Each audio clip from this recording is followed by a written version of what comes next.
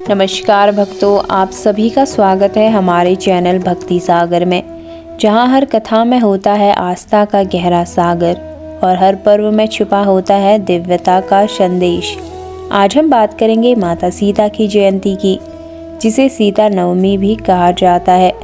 यह पर्व केवल एक तिथि नहीं बल्कि एक प्रेरणा है, त्याग की, नारी मर्यादा की और धैर्य की दिव्य शक्ति की। सीता नवमी का पर्व वैशाख शुक्ल पक्ष की नवमी तिथि को मनाया जाता है।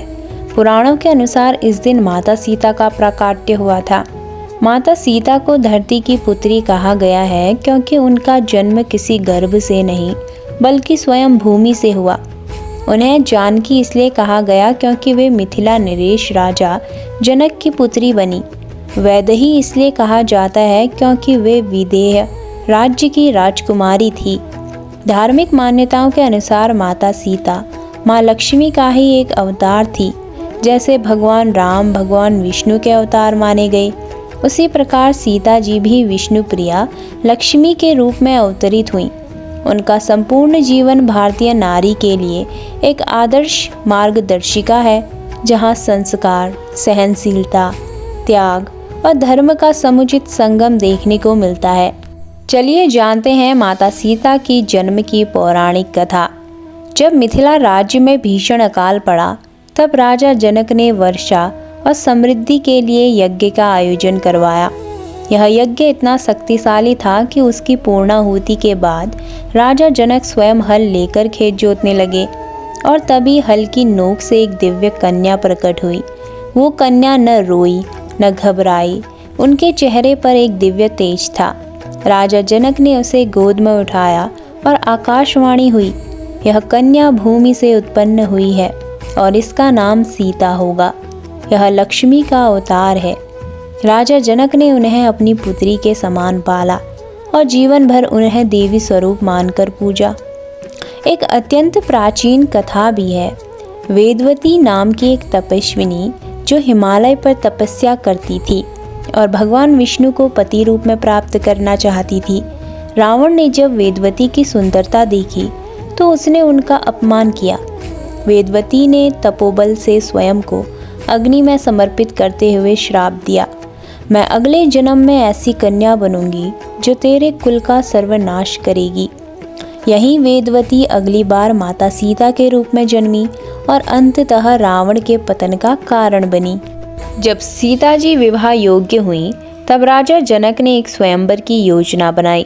शर्त रखी गई, जो भी भगवान शिव के महान धनुष को उठाकर उस पर प्रत्यंचा चढ़ा देगा, वही सीता का वरण कर सकेगा। वहाँ के सभी राजा आए, रावण, बाणासुर, शांतनु, लेकिन कोई भी धनुष को हिला भी नहीं सका। तब आए भगवान राम, गुरुदेव विश्वामित्र के साथ। उन्होंने धनुष को सहजता से उठाया और जैसे ही प्रत्यंचा चढ़ाई, धनुष 2 टुकड़ों में टूट गया। पूरे सभागार में घोष हुआ, जय श्री राम। राजा जनक ने सहर्ष माता सीता का विवाह प्रभु राम से कर दिया। कुछ समय बाद राम जी को 14 वर्षों का वनवास मिला।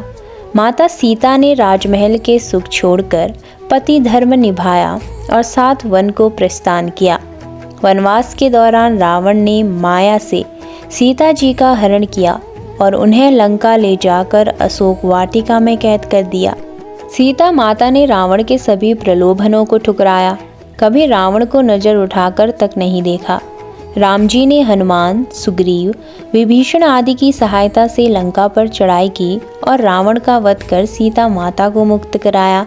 लेकिन समाज के सामने पवित्रता सिद्ध करने के लिए सीता जी को अग्नि परीक्षा से गुजरना पड़ा।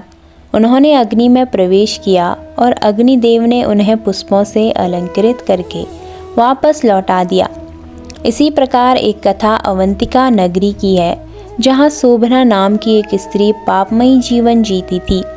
मरने के बाद वह चंडालिनी बनी, दुख, तिरस्कार और पीड़ा से भरी हुई। एक बार सीता नवमी के दिन वह अयोध्या पहुंची। वह भूखी प्यासी घूम रही थी कि एक श्रद्धालु ने उसे तुलसी पत्र और गंगा जल दे दिया। शोभना ने उसे श्रद्धा से ग्रहण किया और उसी रात उसकी मृत्यु हो गई। अगले जन्म में वह एक राजकुमारी बनी जो धर्म, भक्ति और वैभव से भरपूर जीवन जीती थी। यह कथा बताती है कि सच्ची श्रद्धा और सीता नवमी के पुण्य से जीवन का मार्ग बदल सकता है। उत्तरकांड के अनुसार जब लवकुश बड़े हुए और राम जी ने सीता जी को फिर अयोध्या बुलाया, तब सीता जी ने समाज और स्वयं को अंतिम बार पवित्रता सिद्ध करने के लिए पृथ्वी माता से प्रार्थना की, यदि मैंने जीवन भर सत्य, धर्म और मर्यादा का पालन किया है तो हे माता, मुझे अपनी गोद में संभालो। और उसी क्षण धरती फटी और सीता माता उसमें समा गई। संपूर्ण सभा स्तब्ध रह गई। यह घटना सदियों से यह संदेश देती है कि नारी का आत्मसम्मान सर्वोपरि है। आइए जानते हैं इस दिन की पूजा विधि कैसे करें। व्रत और माता सीता की पूजा जिससे माँ प्रसन्न होंगी। ब्रह्म मुहूर्त में उठें, स्नान करके स्वच्छ वस्त्र पहने, व्रत का संकल्प लें। राम सीता की मूर्ति को फूलों से सजाएं, हल्दी, चंदन, पीले पुष्प, फल अर्पित करें। रामचरितमानस में सीता चरित्र का पाठ करें। दिन भर व्रत रखें और संध्या के समय आरती करें। प्रसाद बांटें और धर्म चर्चा करें। सीता नवमी विशेष रूप से सुगृहिणियों और कन्याओं के लिए अत्यंत फलदायक है। इस व्रत को करने से पति की दीर्घायु होती है, दाम्पत्य जीवन में मधुरता आती है, संतान सुख, पारिवारिक समृद्धि और मन की शांति प्राप्त होती है। तो भक्तों, यह थी आज की वीडियो। अगर आपको यह वीडियो पसंद आई हो तो कृपया लाइक करें, शेयर करें। अगर आप हमारे चैनल पर नए हैं तो चैनल को सब्सक्राइब करना ना भूलें। तो फिर मिलते हैं अगली वीडियो में। जय माता सीता, जय श्री राम।